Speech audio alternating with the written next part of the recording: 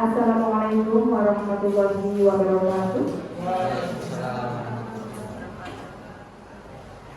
Yang saya hormati Bapak Ibu Kepala Sekolah dan yang mewakili dan teman-teman yang sedang berbahagia.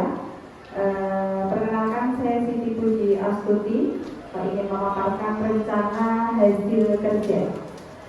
Sebelumnya saya mau minta maaf karena kepala sekolah maupun perwakilan guru dari SD kami tidak bisa datang karena sedang ada kegiatan yang waktunya bersamaan dengan seminar hari ini. Oleh karena itu nanti mungkin teman-teman yang lain ataupun Bapak Ibu yang lain bisa memberikan tanggapan. Ya, untuk rencana hasil kerja itu ada dalam sebuah sistem alur pengelolaan kinerja.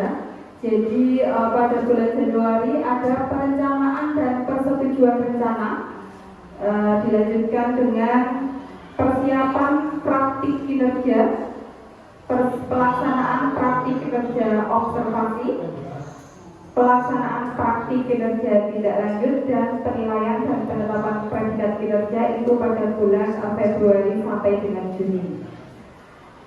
Nah, saya dengan rekan guru yang lain berdiskusi dengan kepala sekolah pada tanggal 5 Januari 2024. Jadi untuk menentukan RHK ini berdasarkan rapor pendidikan SD Negeri Jurang Ombol 5. Ini adalah kondisi pada satuan pendidikan di sekolah kami, yaitu dibanding tahun lalu, tahun 2023, kemampuan numerasi ini mengalami peningkatan paling tinggi di antara indikator lain.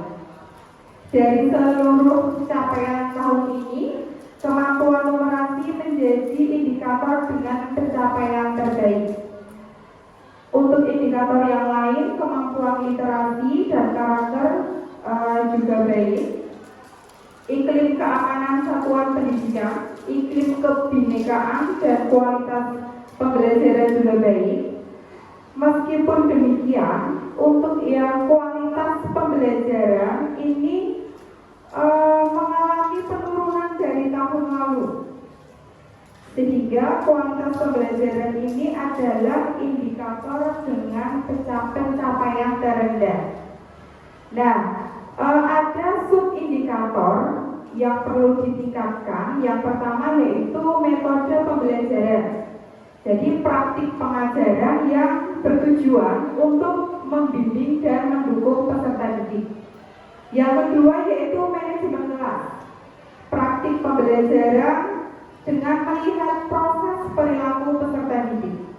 Dan yang ketiga yaitu dukungan psikologis, yaitu praktik pembelajaran dengan melihat pemenuhan kebutuhan peserta didik guna merasa kompeten dan dihargai sebagai bagian dari kelas. Nah, dari hasil rapor pendidikan ini, maka kami memilih indikator penerapan disiplin positif.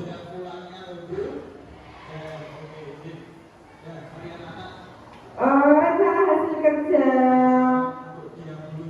yang kami pilih yaitu penerapan disiplin positif sesuai dengan tujuan instansi atau visi SD Negeri Jurang Ombol 5, yaitu terwujudnya sumber daya manusia yang berkualitas, berwawasan perspektif global, cerdas, peduli, dan berkebudayaan lingkungan, dan menjadikan insan yang berpancasila.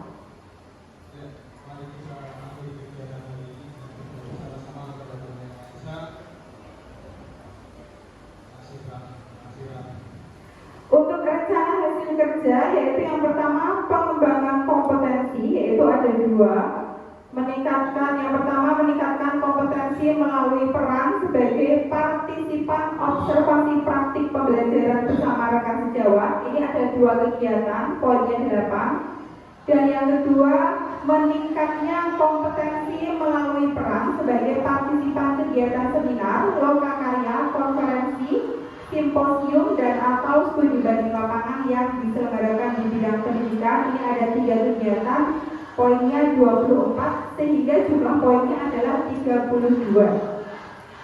Terus untuk RHK yang tugas tambahan yaitu meningkatnya kinerja satuan pendidikan melalui pelaksanaan tugas tambahan sebagai pembina ekstrakurikuler. Di sini saya mendapatkan tugas membina ekstrakurikuler pramuka.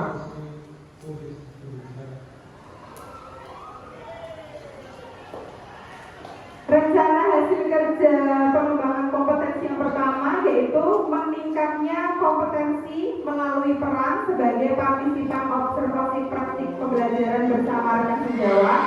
Ini ada 3 fokus perilaku. Yang pertama, guru melakukan penguatan positif terhadap perilaku yang sesuai atau mendukung kesepakatan kelas.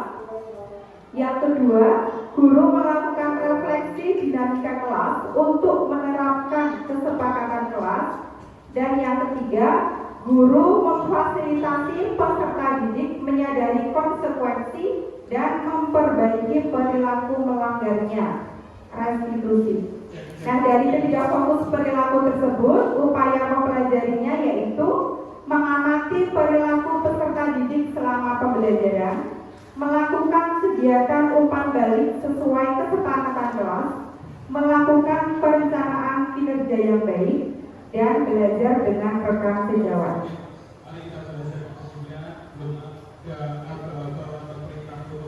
Untuk RHK pengembangan kompetensi yang kedua yaitu meningkatnya kompetensi melalui peran sebagai partisipan kegiatan seminar, lokakarya, konferensi, simposium, dan atau studi banding lapangan yang diselenggarakan di bidang pendidikan. Ini sudah terlaksana dan terbit sertifikat, diantaranya kegiatan webinar komunitas Kompak Nusantara Berbagi dengan tema pengelolaan kinerja guru di platform Merdeka Mengajar.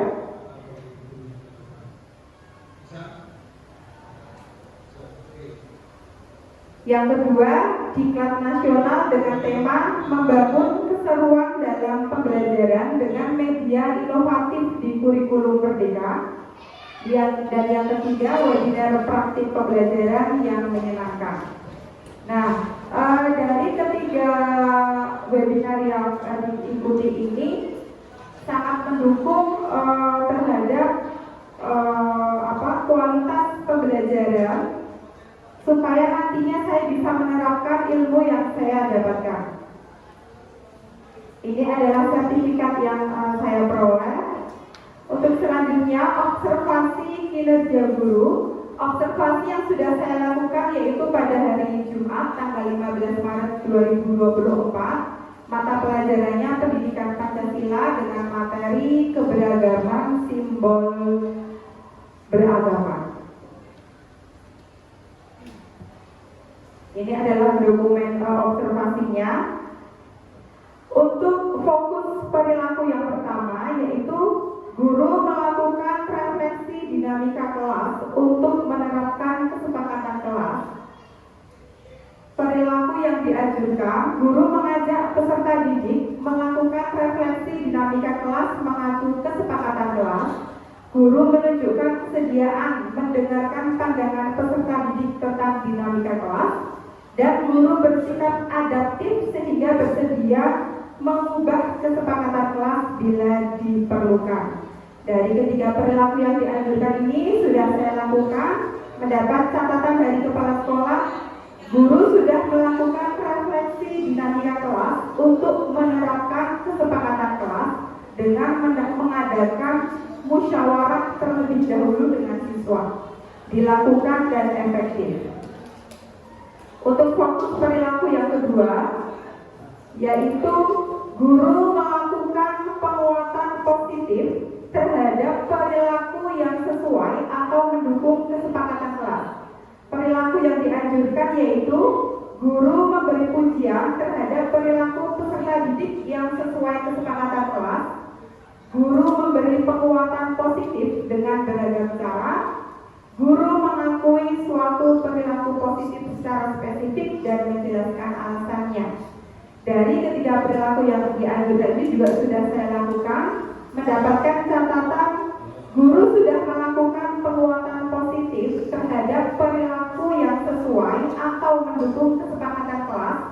dengan selalu memberi motivasi ke siswa ketika memberikan tugas dan mengingatkan bila siswa mulai menyimpang dari kesepakatan kelas yang sudah dibuat, dilakukan dan efektif. Fokus perilaku yang ketiga yaitu guru memfasilitasi peserta didik menyadari konsekuensi dan memperbaiki perilaku melanggarnya. Dari ketiga perilaku yang dianjurkan juga sudah saya lakukan. Mendapatkan catatan, guru sudah memfasilitasi peserta didik menyadari konsekuensi dan memperbaiki perilaku melanggarnya dengan selalu memberikan arahan dan mengingatkan kepada siswa agar mentaati peraturan yang sudah disepakati bersama. Nah, dari observasi tersebut mendapatkan catatan rekomendasi, guru sudah baik dalam penyampaian materi pembelajaran ke siswa, termasuk dalam kegiatan belajar, mengajar, mengelola kelas, membimbing siswa dalam menyelesaikan tugas-tugasnya.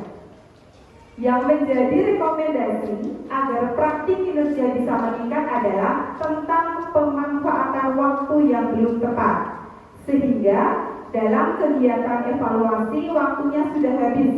Karena waktu untuk mengerjakan evaluasi tidak ada, maka soal evaluasi dikerjakan di rumah, sehingga guru tidak bisa mengetahui secara langsung hasil yang dicapai siswa pada pelajaran hari ini. Dari catatan rekomendasi tersebut dapat diketahui bahwa di sini saya mengalami kendala tentang pemanfaatan waktu. Nah, dari kesimpulannya yaitu yang pertama, penyusunan RHK salah satu upaya melaksanakan tupoksi bagi setiap ASN, dan yang kedua, bagi seorang guru, penyusunan RHK penting untuk mewujudkan kondisi kelas yang nyaman dan menyenangkan sehingga terbentuknya disiplin positif. Khususnya untuk sekolah kami, dengan begitu diharapkan dapat meningkatkan kualitas pembelajaran yang akan berpengaruh di rapor pendidikan. Sekian yang bisa saya paparkan. Terima kasih atas perhatian dari Bapak Ibu semua. Deni Cahnan Memadu Kasih, cukup sekian dan terima kasih. Wassalamualaikum warahmatullahi wabarakatuh. Terima kasih.